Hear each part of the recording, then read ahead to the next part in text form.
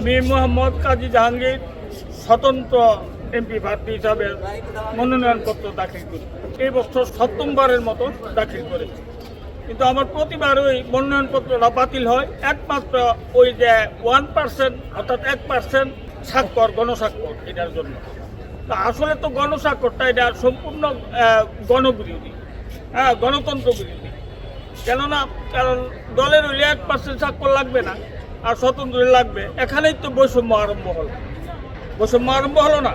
তাহলে আমাদের বর্তমান সরকার তো বৈষম্য বিরোধী আন্দোলনের সরকার, ইন্টারনেট গভর্নমেন্ট। ওনার তো উচিত ছিল এই আগে এই আইনটাকে, কালো আইনটাকে বাদ দিয়ে এমপি ইলেকশনটা দেওয়া। উনি কি করলো? এটাও বাদ দিল। সংসদ তো এই জন্য, সংসদে আইন তৈরি হয় মানুষ চলার জন্য, মানুষ সুন্দরভাবে বাস্তবিক করার জন্য।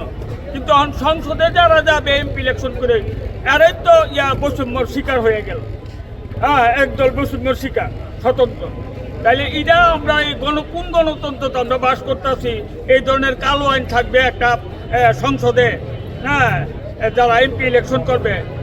সংসদে যদি এমপি ইলেকশন স্বতন্ত্র 1 লাখ প্রার্থীও কোনো অসুবিধা নাই, তো যদি সে পুটনা পাতার টাকা বাজপ্ত হয়ে যাবে, এটা নিয়ে তো এত মাথা ব্যথা সরকারের থাকা উচিত না। তাইলে বৈষম্য বিরোধী সরকার হয়ে গেল বৈষম্য সরকার।